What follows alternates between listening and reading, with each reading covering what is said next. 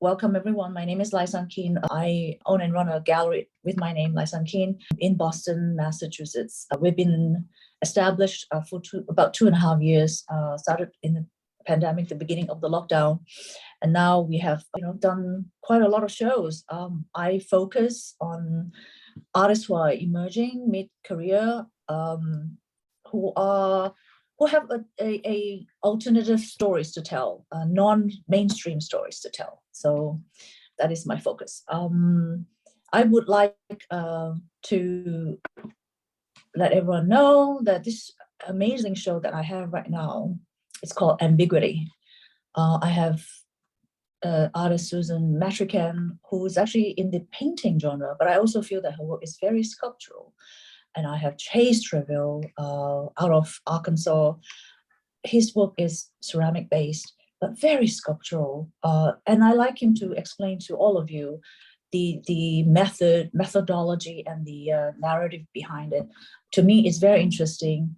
I don't want to steal his thunder, so let him, give you all a, the story.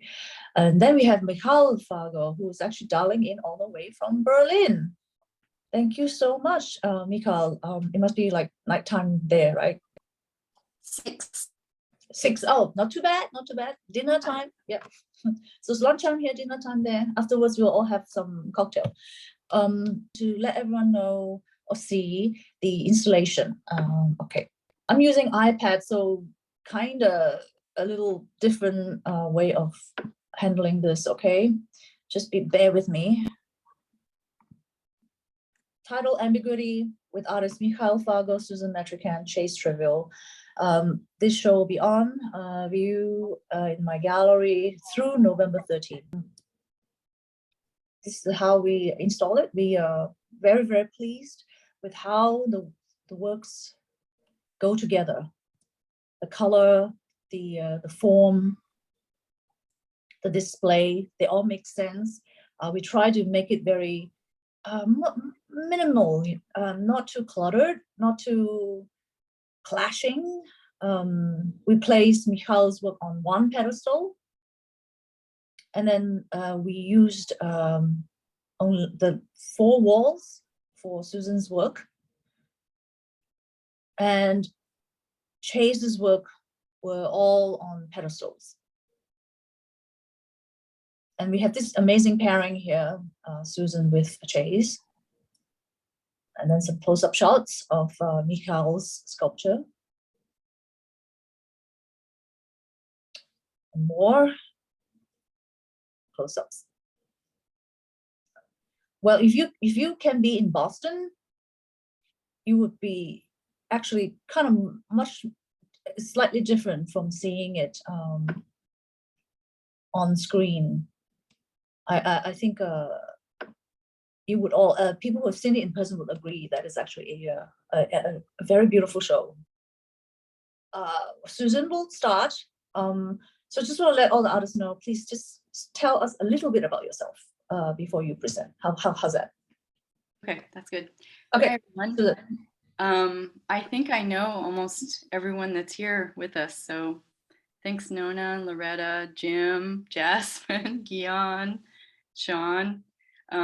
Thanks for coming. And I'm Susan Metrican. I am based in Fairfield, Iowa. I've been here for the past 4 years after spending about 7 years in Boston. So it was really nice to be invited back by Laisun for the show. And I'm really excited about the pairing of the 3 of our works, and also was excited to know that Chase is a KCAI alum. Kansas City Art Institute, actually a lot of us in this crowd right now. So Chase, it's exciting connection between us. Yeah, can I go ahead and start? Okay. Okay, can you see that?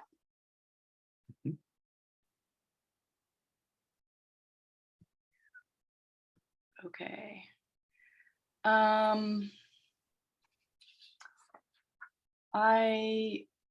going to be talking about the 7 pieces that I have in the show, and that they're they're a continuation of the ideas that I've been working through for the past several years of kind of exploring the potential of canvas as a material, especially in relation to the stretcher bar. So essentially my practice is to, or my process is to paint on the canvas stretched to the wall first, and then kind of form it, cut it and sew it in different ways, and then form that to the stretcher bar. So the image kind of comes together at the last minute, which is the opposite of a typical way that a painting is kind of constructed or put together.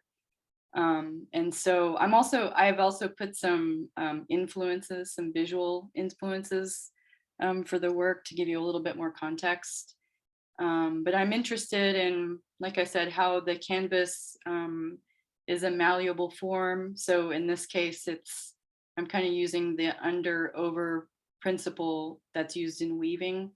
And these things kind of help me to sort of lay out a narrative, or at least to imply a narrative.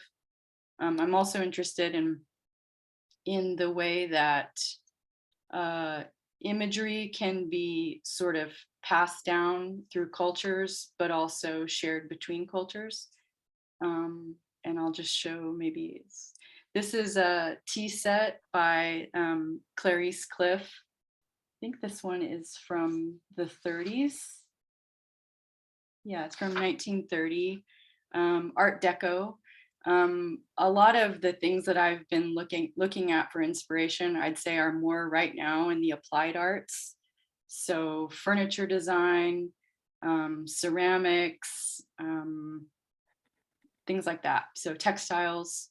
And I'm interested particularly in how the lineage of Art Deco, how it connects to the Japanese art and the French obsession with that, and how that sort of developed into Art Nouveau and Art Deco.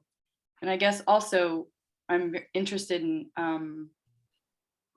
the sort of ethos of wanting to bring objects back to the handmade, and sort of the delicacy of that, and the way that they're sort of elevating the notion of the craft. And this one is, I think this is about 20 by 24. The other one I think is maybe 30 by 36, in that range. This one is a smaller one. It has a little bit of a, I forgot what that's called, the effect of when you have a lenticular lens.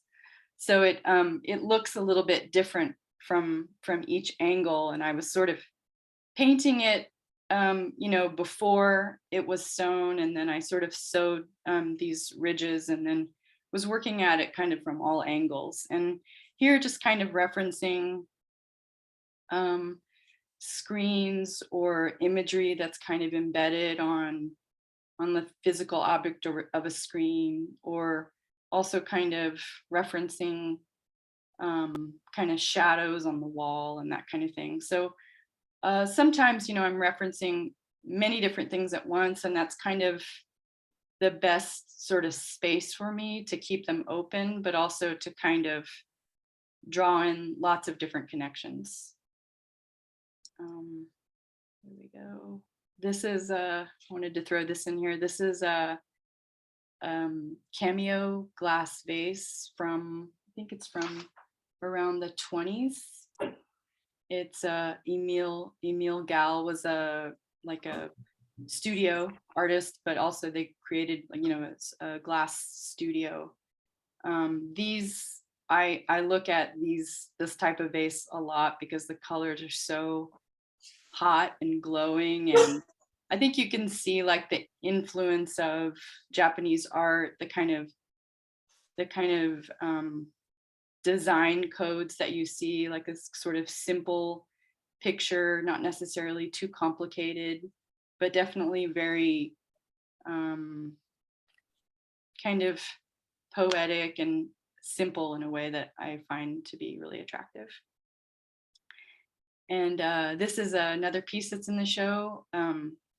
It is meant to represent a cicada, but a lot of times I kind of approach a work as I'm making it with an idea in mind, and it may morph into something else. I think with this one, I was initially thinking of a grasshopper, but it sort of changed into a different insect. And here I was kind of thinking of the lineage of, like, you know, the decorative objects that insects have also been really kind of a very specific genre in Asian art. I'd been looking at a lot of Korean traditional painting, and there's a whole kind of segment of art that's broken down by sort of flora and fauna, and insects and fish and that kind of thing have all these different categories that I'm really interested in. So I tend to think of my works in these sort of different categories. And I think I also break them down in terms of my process, or like physical things that are happening. So this piece here that's on top, I've sort of done that with other works, but it might be on the bottom. But in my thinking, it's sort of like the way that it's made is also kind of, they're sort of grouped together in families in that way. Or, you know, if something like this is happening, it might be linked to some other works that I've made. And here's a side view of that one. Laisun, I didn't check the time that I started, so just let me know how I'm doing. And this one I think is 20 by 24 as well. And I wanted to include this as a reference. This is from perhaps the 1870s or early 1900s. R.W. Martin and Brothers were like a pottery or ceramic studio, and obviously very interested or influenced by Japanese objects, and I'd say netsuke, the little objects that hang from kimonos. But this one I think is called Critter or something like Creature. But I like this. It's actually a jar, so the head comes off. But I like this humor and playfulness and this kind of sense of the handmade. It's cute. And this is another medium-sized painting, kind of in the range of the watermelon piece. This one, the color scheme was influenced by this medieval platter that I saw at the Cleveland Art Museum this past summer. And oftentimes, like, color is one of the driving forces for the paintings, or sort of the initiating force. This one had a really kind of strange color scheme, I thought. I didn't include everything that was there, but the platter had, I think it was some ferns, shells, snakes, frogs, really kind of strange. And I just thought, like the color just kind of really drew me in and seemed like a challenge to me, because I think I have limited experience working with kind of color schemes, but I sort of think of it in those terms. And this one was also sort of in a family. I've done a few other things with, you know, worms and snakes and things like that, but just here kind of wanting to show the canvas as something that, you know, can be poked through, or the snakes here are kind of wrapping around the sides. But in terms of, I think some people have asked me, like, why not just slit a hole through it, or cut a hole and just let that, you know, be sort of natural. But I want this sort of feeling of it being finished. So even though I feel they're pretty clunky in the way that they're put together, I'm kind of wanting it to be in the language of, you know, how like a seam on a sofa might be finished off, or a collar or something like that. And here's a side view. And this I wanted to share is another, let me see if I can zoom in. It's not a very good quality image. This is was an architect and textile designer, Joseph Frank. I'm not sure when this is from because there have been so many reproductions, and I think they're still creating furniture and textiles of his, but a really prolific and, I mean, very exciting to me in terms of the patterns and just the combination of that with this sofa. And the things that I'm also interested in are sort of used objects. So again, back to the applied arts, and that's why I'm so excited to be working with people who make vases and things like that, whether they are not. Chase, I don't think yours would hold too much water, but they reference that usage and that kind of acknowledge that. But I find this to be very exciting and beautiful. Let's see if I can. This might, no, maybe my last image. This one again was also kind of referencing a cameo glass vase and the way that they glow. And here I try to allow or try to make the canvas take some kind of responsibility in helping to shape the narrative or the story or the scene. So the rippled canvas here is physical and kind of does reference the rippled water effect. And also there's a Chinese folktale where there are monkeys that are trying to reach the moon and they find it in the water, and so they create a chain to try to grab it. And I've always been very interested in the work kind of resonating with that, at least in my thinking.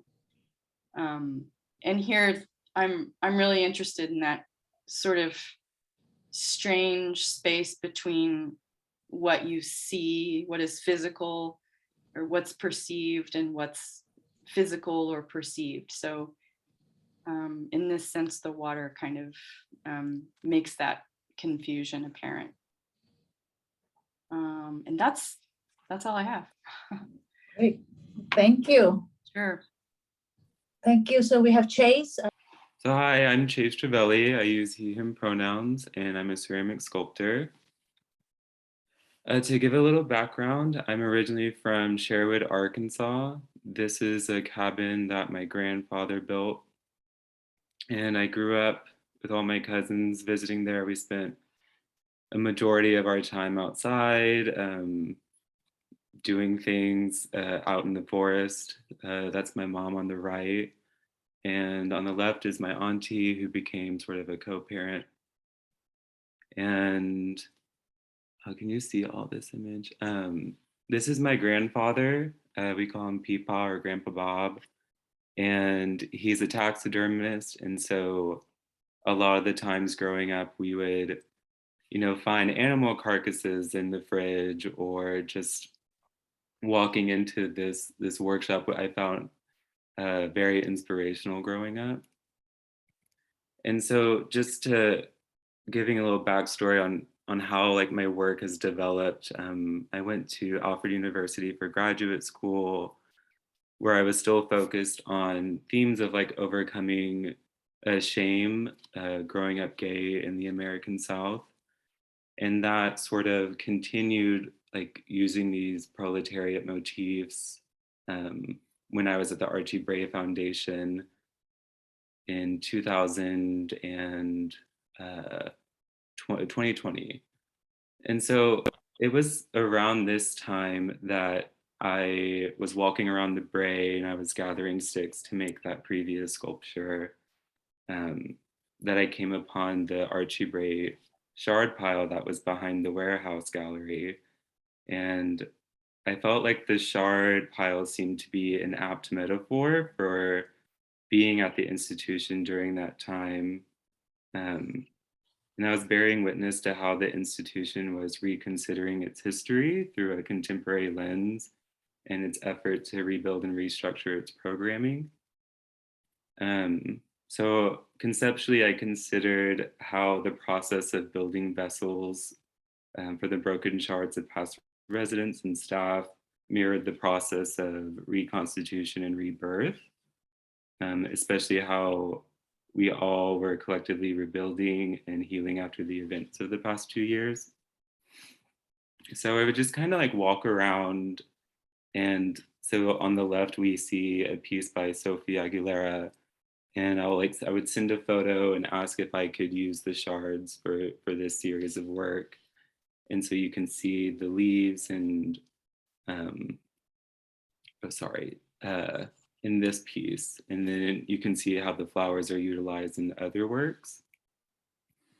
So any object can be built from shards, but I chose the vessel series after watching an episode of Outlander.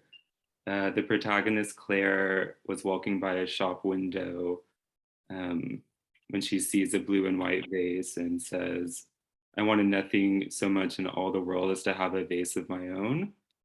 And I related to that feeling at the time. I never really thought about, like, working in ceramics as a sculptor. I've lived with and have worked alongside so many potters, but it's not something that I ever felt like rang true for me or my practice.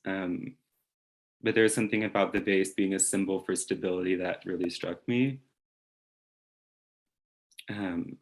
So I started making these pieces, and what I'll do is I'll usually find like a foot, like quote unquote a foot, just something to work off of, and then slowly start building the pieces from the bottom up, just by using epoxy and then gathering these shards and not really manipulating them that much, not breaking them again, but just kind of they're like three-dimensional puzzles that I keep building upon. And so after I left the Bray, I saw through social media the work by like tagging everyone could act as a way to promote other artists and their own practices. So I went to OSU and I visited their shard pile where I gathered some more shards and got to know some other artists that were a part of the South or the Midwest area.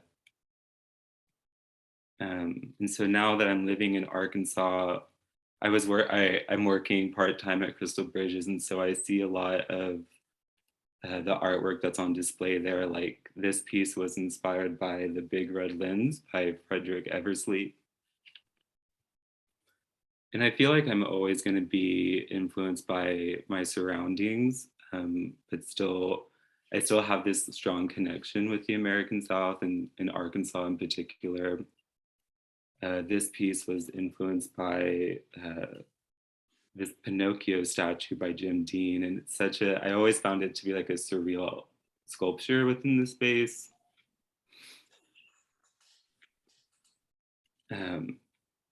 And in this piece, I wanted it to be pretty narrative based because I was thinking about the landscape in Arkansas, or how this like Katie Miller shard with a cricket can denote a sort of area or a sound or a season, or how this like abandoned truck sort of jets out of the vessel and then the oil spills down.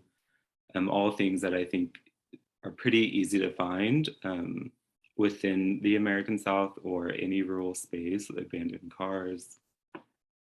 And in closing, I think that the medium of ceramics is unique, and that those of us that choose to work with clay become very accepting of failure. Is something that we all have in common, and none of us are immune to the occasional crack or surprise kill and disaster. And I'm very grateful to all the artists who are open to me using the shards for this body of work. It's been rewarding to develop a practice that promotes artists that I've known for years and to get to know the artists that I'm not familiar with personally. Thank you. It's wonderful. Thank you. Thank you, Chase. So we'll hear from Michal. I'm Michal Fargo, and I'm an Israeli artist. I currently live in Berlin, Germany. And if you can start with the first slide. I think in order to talk about my work and my worldview, it's really important to understand where I come from.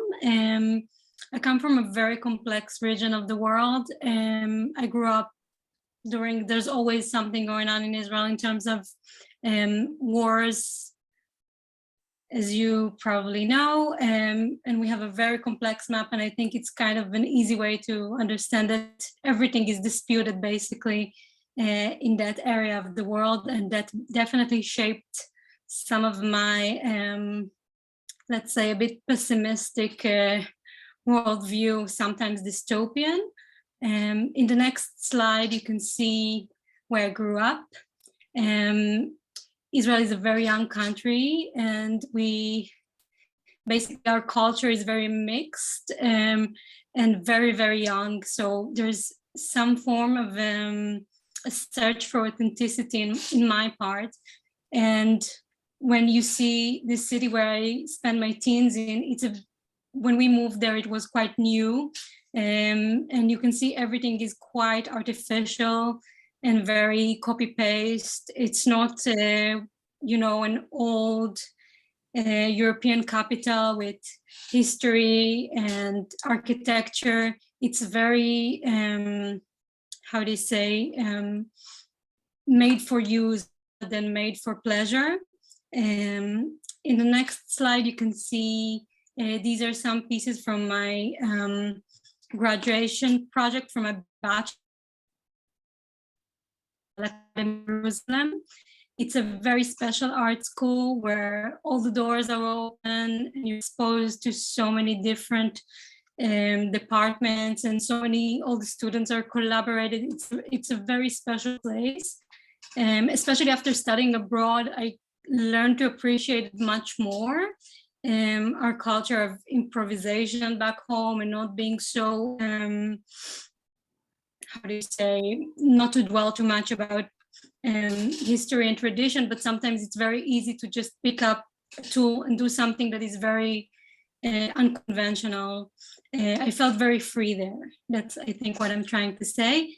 In the next slide, I think it's just a bit more of the pieces that I did during my bachelor's, and this piece I actually did for a show right after I graduated. I won the Sydney Meyer Award. It's an Australian award that gave me basically a solo show in the Shepperton Art Museum in Australia, which was a really nice experience. In the next slide, I think it's just a detail of this one. In this project, I was kind of searching of a way to break the boundaries of the ceramic surface, which felt to me quite limited during my studies. I felt it's quite not, transmitting what I feel as a person working with ceramics rather than the final product. In the next slide, you can see some more results from that research. And next slide, please. So in 2014, I was lucky enough to get a scholarship to attend the Royal College of Art in London and my master's. And this is the first project I did there. I was dealing with kind of my interest with cave people, and I created a collection of cutting tools, basically. In the next slide, I think you can see a bit better view of some of those artifacts. And it was a very sobering experience, kind of meeting the British history of ceramics especially, and the heritage that they have. I felt for the first time, I got some perspective, I guess, on my own culture. And I felt a bit exposed, as if I just don't have that. I don't have Martin Brothers or Wedgwood to look up to. And I felt like there's some kind of a lack of culture in a way where I come from. And next slide, I think is, so these are images from my graduation project from Royal College of Art. And I kind of delved more into my heritage, kind of trying to mirror some things that I've seen in the British culture. And I try to basically kind of ignore linear time perception, if that makes sense, and kind of think about a vessel, but trying to implement it without a wheel in a way. So kind of mix up history in that sense. And in the next slide, you can see some of my trophies that I designed as part of that collection. It's basically referencing the hunter-gatherer and trying to look at simple things such as food as basically a trophy. And next slide, please. And this is another my salmon trophy that is part of that collection. And next slide, please. And this is an installation view from a show I did with these pieces for House of Agron Gallery in London.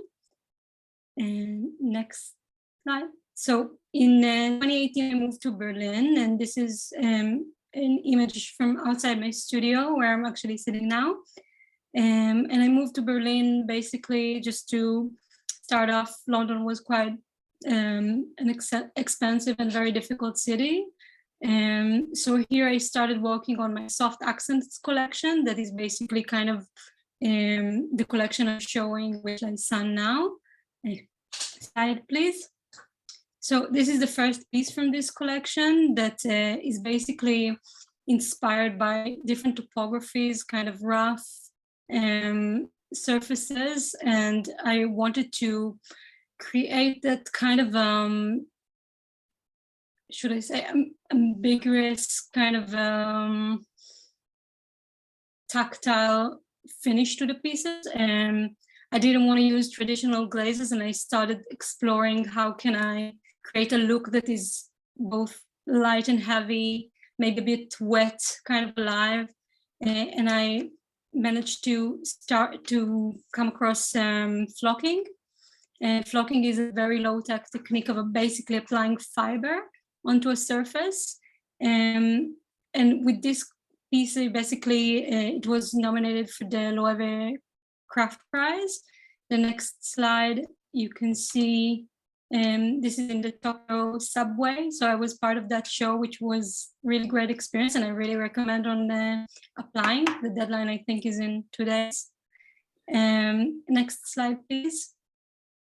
So the show was in, I hope I'm not butchering the name, but in Isamu Noguchi's Stone Garden in Tokyo, and it was a beautiful space and a very beautiful experience to take part in that kind of a beautiful professional show. And next slide, please.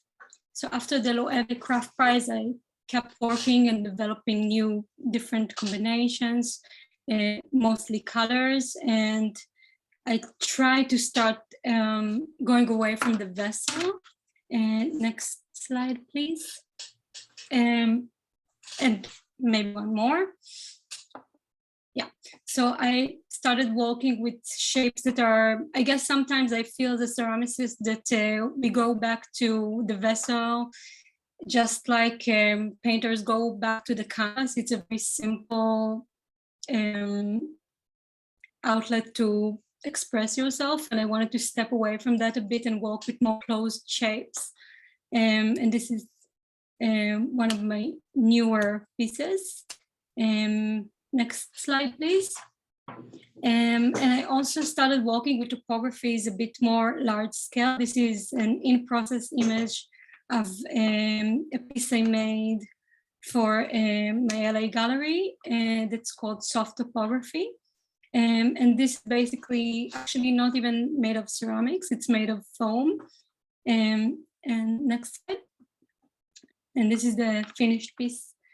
And this is basically where I am now. I'm working more on wall pieces, a bit more large scale. And yeah, I hope that covers it. And I hope it was not more than 10 minutes. Thank you so much. Shall we open up for Q&A? We can ask each other questions. Maybe the artists can have questions for each other. We can questions of you. Laisun, I have a question for you. If you could talk a little bit more about kind of what you were seeing between the three of us, because yes, I know that I think that all of us were developing work new work for the show for the most part, and I Yes. wonder if you could talk about that I process think or what you were well, seeing. thank you for letting me say something. Yeah. um, when I had an idea to do a show where all the works, the artists bring work that that kind of are open to interpretation, that looks certain way, but actually is something else. So let me start with perhaps Michal. Michal's works are clay based, but she uses flocking to kind of change the look, and that to me that's very curious. That intrigues me, because clay has such a steep tradition, right, in terms of how clay should look like and how you use it, how you deal with it. The whole study of it, is so historic. It's also very kind of, I don't want to offend anybody, but it's the ceramic field. It has a very narrow sometimes definition of what is clay and what's not. So I feel that when Michal did the flocking, that it really changed what it means to be a clay work, because to me it has kind of been elevated into a contemporary art or sculpture. You can really say that is because that is not a vessel, that is not a utilitarian clay object. So for me, that's kind of interesting. Of course, Michal's narrative and her story, and why she's always kind of constantly experimenting, that is a layer, right, of story that I found very interesting, that is related to her work. And with you, Susan, when I saw your work I saw your work in a group show. I have known you for quite a few years because you worked you were the head curator at Kisnik Gallery at Brandeis. I've never met you, and I actually never knew you were an artist. But then one day there's a group show next door, the next gallery to me, Mass Art. It was a alumni show or something, and I saw your name. I said, "Is this Susan Metrican that I knew?" And then, of course, upon investigation, yes, that's you. And when I first saw your work, I was attracted to it already. I was drawn to it. I thought, what is this? Is it a painting? Is it textile? Is it sculpture? Because the way you kind of go outside the boundary of a painting and the material you were using, that was so interesting. Then I kind of thought to myself, hey, that is again changing what what is meant to be a painting to something else. It's kind of like elevating it to something different. It's very similar to kind of have something that you share that's common with Michal's work. Then I went to Chase. I found his work on Instagram because I follow a lot of ceramic hashtags, and I constantly have on my For You page. For You page is TikTok, sorry. But you know what I mean, right? When you scroll on your Instagram, you constantly have stuff pushed to you. And then I kind of stumbled upon his work, and I looked at it. On the surface, it looks really interesting, right? So I went to investigate, and I thought, what is this? It's not actually a work that is made from scratch. It's actually a Frankenstein work, right? Yeah. And because I have kind of interest in quilt and textile art, and I thought that is smart. That is such a genius. So getting salvaging stuff from other artists and then put them together and build something that looks like something, that to me, that is such an interesting conversation. So that's why I decided that I have to put all three of you together and see, right, what happens. And I think I'm very pleased that I did that, because as you the slide that I showed you, and Susan, you've been into the show yourself in person. I am very proud. I think that this show is a thought-provoking, very interesting, and very good-looking show. And it makes sense. It's approaching the work from one thing, but then changing it. You are going to a different direction. You changing what it's supposed to mean and what it is supposed to be. So I think it is, in that way, to me, it's a very successful show. And all of you just brought your game. All of you just brought the best. I'm very humble. I'm very pleased that you did that, because I think all of you make new works for it. So thank you very much. And I guess that's the motivation and the idea behind the show. So yeah. I was thinking that just hearing Michal's and Chase's kind of talk about their work, that there's kind of maybe a slight troubled relationship, I think with myself too, troubled relationship or confused relationship with this idea of tradition. But sort of instead, or in spite of, the space of kind of creating from that, despite it, is sort of freeing in a way, because there are no rules necessarily, or there are no rules to break. So it's in some ways, less baggage to carry, to try to respond to. So that's an interesting thread. But what about, I think, Susan, you yourself, as a half your mixed race kid. Yes, I think that, yeah, would you call yourself that? Or yeah, I mean, yeah, that comes with a lot of interesting, right, challenges, though. Yeah, challenges and Yeah. weirdness, confusion. Yeah, and I mean, I grew up, my father is Thai and my mother is Caucasian. I grew up in a small town in Oklahoma. So I relate to what Chase is saying about kind of being in the Midwest. And I think now I kind of look upon my upbringing and kind of having spent time in Thailand, I sort of look for moments that mirror back to me that synthesis of my cultural identity, and it comes sort of in strange places or strange forms. Not always necessarily that appealing, but interesting. So I have to kind of take note of those things and sort of shift my attitude. You were asking me before about appropriation, and I feel like in some cases appropriation is confusing, from certain vantage points. The conversation about appropriation is there is no one answer. It's not black and white.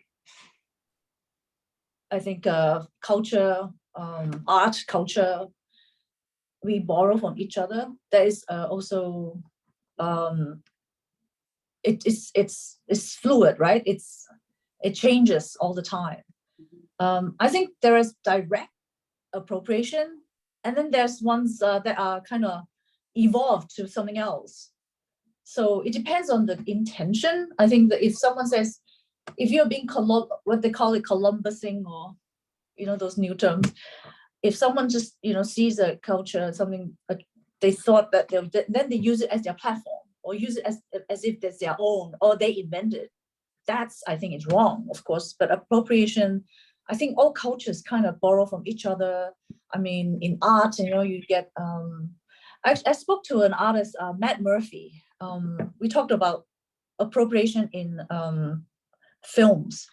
That's the famous Japanese filmmaker who made the Seven Samurai, and then apparently he borrowed that story from Shakespeare, right? And then Seven Samurai inspired other Django Unchained, or the Italian directors. I'm not a film buff, by the way, but I'm, the conversation was about that, about how they all borrow from each other. But then who is right, who's wrong? It really depends on the intention, I think. So I guess I don't know whether this conversation is related to what you Sorry talked to go into that cul-de-sac. No, yeah. Sorry about that. I don't think it's cool. Yeah. So yeah, this is an interesting conversation, and I think forever it will be. All it's always going to be ever changing. The evolution of it. Yeah, we can't help it, right? It's Anyway, so okay. I want to ask Susan about some of the motifs. So, are you inspired a lot by the Thai Asian, the Thai tradition, or is it more generally East Asian or Southeast Asian? So where are you? Where am I? Where are you grabbing it from? Yeah, I'd say in terms of like connections to Thai art, I'm more interested in contemporary Thai film because of the way like certain directors, Apikit Pong Wirasetakun is shows, I know, like there's like a self-reflexive awareness of what's being presented and sort of a different layers of representation that I'm interested in. Like this, one of the slides I wanted to show didn't pop in there, but so I'm interested in that in terms of like how to set the right tone for my own work or to try to. And then I think also, there's some 60s Japanese film that I'm really inspired by. And they, particularly like when they are representing another time period, I'm interested in that kind of theater of it and the sort of set design. But mostly, in terms of images, paintings, I was very obsessed. I'm still obsessed with this really beautiful book I have of traditional Korean paintings. Mm-hmm. And I look a lot at Japanese textiles and objects, but also kind of how that sort of through the West transformed into Art Nouveau and Art Deco is really interesting to me. And I think about that as like a dialogue, because there are certain moments when it was like mirrored back, like Japanese Art Deco was like, kind of just like bouncing the ball back and really interesting to kind of look at. All right. We have questions now for Michal. So Michal, in terms of where you are right now in Berlin, what do you think of the community of art?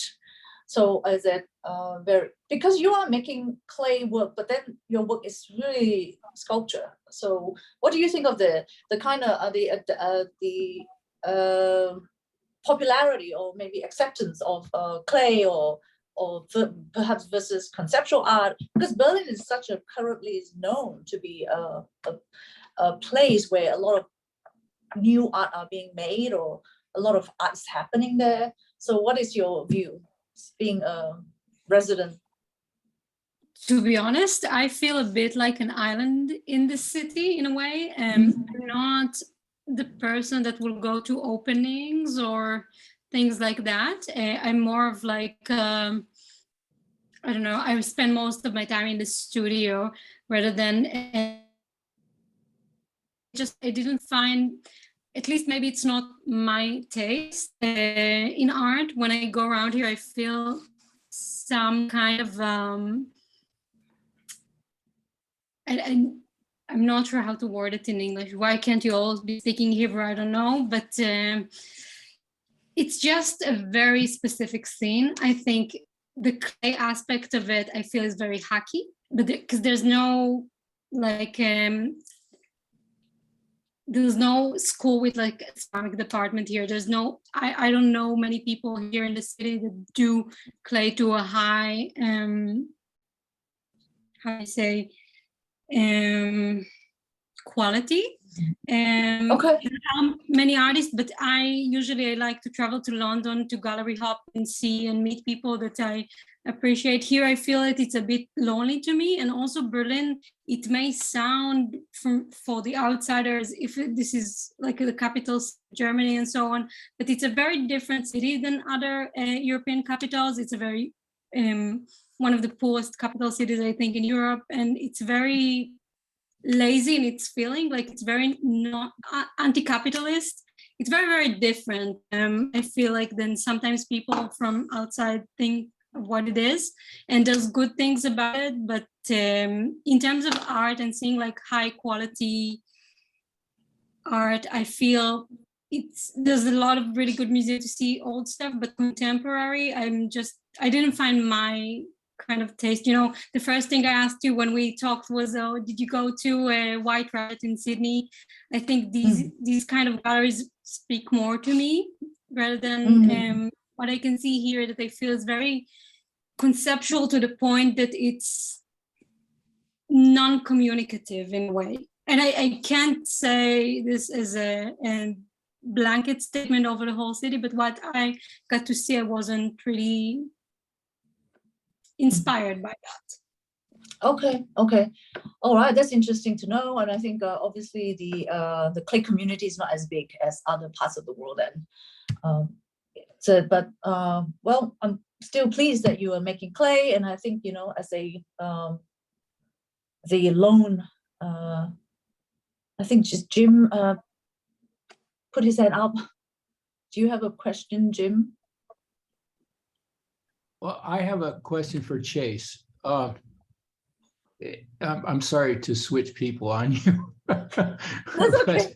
I was remembering what he put up there, and there is a kind of lineage of artists in ceramics, a few of them that have put together shards, glued them together.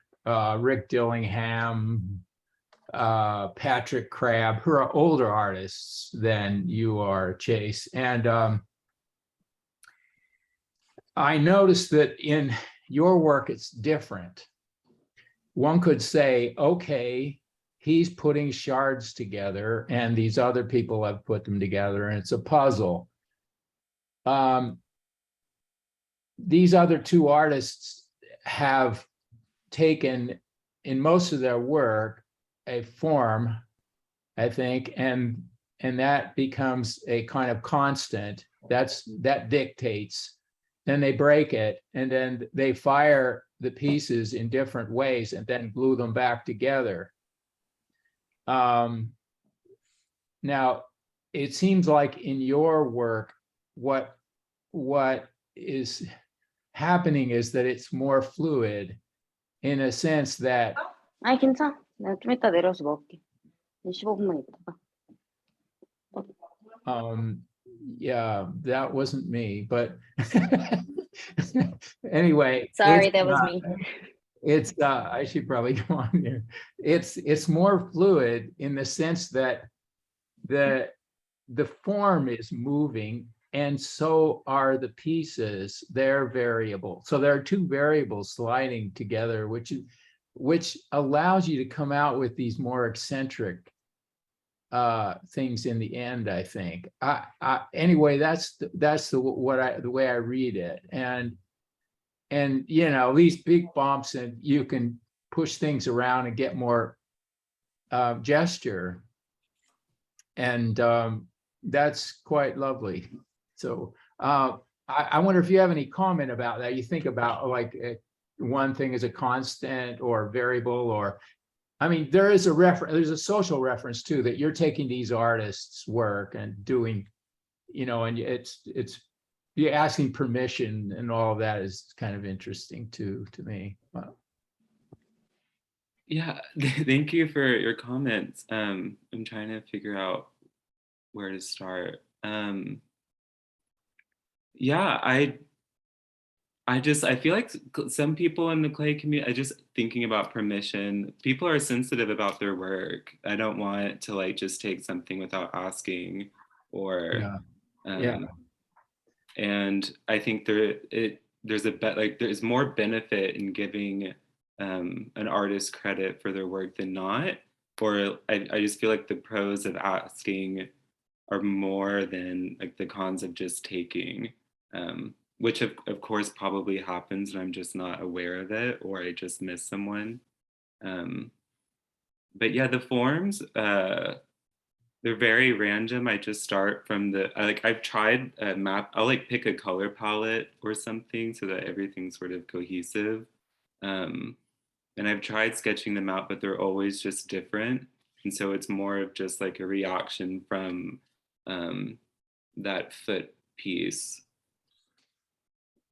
That makes sense? Or did I answer your question? Yeah, the foot is interesting. It's kind of an architectural element in a sense that gives you a point of contact with the table or wherever it's going to sit. And then you kind of build up from there. That's, yeah. So I was wondering whether Chase knows that Jim's a ceramic artist too. Oh, hi. Right? Am I right, Jim? Yeah, I work in ceramics sometimes. Yeah. Sometimes. Yeah. Okay. Okay. I'm trained there. You do painting too, is that right? But you also do ceramic. Yeah. Yeah, so you do have knowledge of ceramic work. Okay, fantastic. Okay, now we are running out of time. It's already more than 1 o'clock or after past 1. So Chase, your name is pronounced Travaille? Travaille. Travaille, so it's Travaille. I'm so sorry, I pronounced your say your name incorrectly. I apologize. Totally Travaille. Okay. All right. So I think that because we run out of time, I'd like to thank everybody for presenting, all the artists especially, and then people who ask questions and also who are on the meeting, the call today.